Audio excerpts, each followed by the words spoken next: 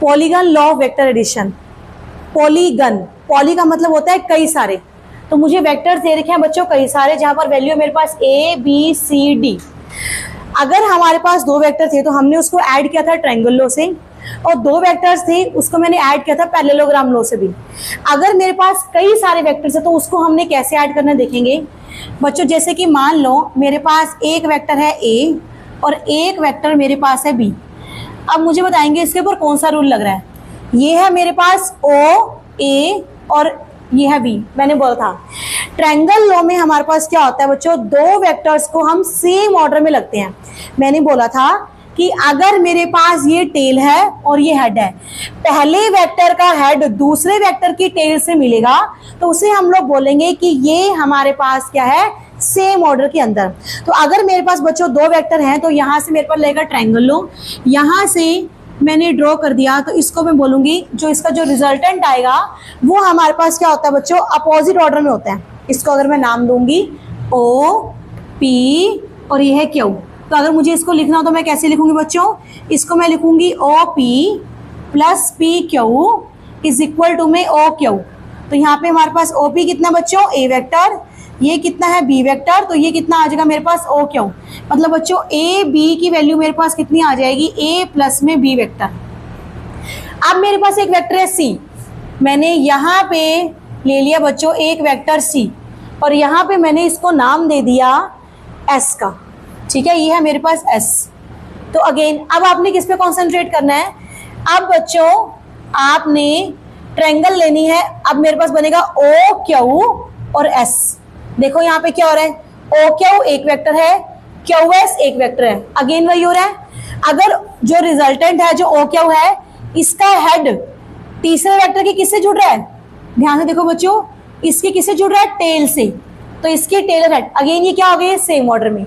Same order में होगा तो फिर से कौन सा लगेगा, रूल लगेगा triangle law of vector addition. तो triangle law of vector addition में हमारे पास इसका जो रिजल्टेंट आएगा उसकी डायरेक्शन हमारे पास कुछ इस तरह से आ जाएगी।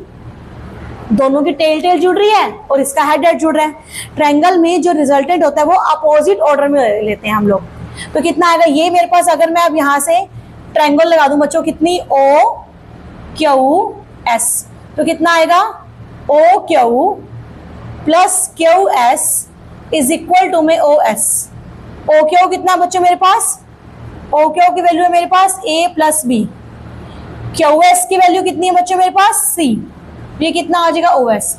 मतलब बच्चों ओ एस को मैं लिखूंगी ए प्लस बी प्लस में सी। अगेन मेरे पास एक वेक्टर है फोर्थ, यहां पर मैंने लगा दिया बच्चों एक वेक्टर लगा दिया मैंने फोर्थ। देखो ध्यान से फिर से क्या हो रहा है, ओ एस टेल हेड, जो फोर्थ वेक्टर है उसका हेड जुड़ रहा है उसकी टेल के साथ। अगेन कौन सा लॉ लगाएंगे, ट्रायंगल लॉ। तो ट्रायंगल लॉ में रिजल्टेंट क्या आ जाएगा मेरे पास, ये आ जाएगा बच्चों रिजल्टेंट। तो ये आ जाएगा मेरे पास, कितना आएगा, ए प्लस बी प्लस सी के अंदर किसको जोड़ेंगे, डी के अंदर, तो कितना आएगा ए प्लस सी प्लस डी। अगर मुझे इसको लिखना हो तो मैं इसको कैसे लिखूंगी देखेंगे बच्चों। मैंने ट्रायंगल क्या ले ली, मैंने ओ एस, इसको नाम देते हैं टी का, ओ एस ओ टी। तो मैं कैसे लिखूंगी इसको, O S plus S T is equal to में ओ टी। तो ओ एस कितना है मेरे पास, ओ एस है ए प्लस बी प्लस सी, एस टी कितना मेरे पास डी।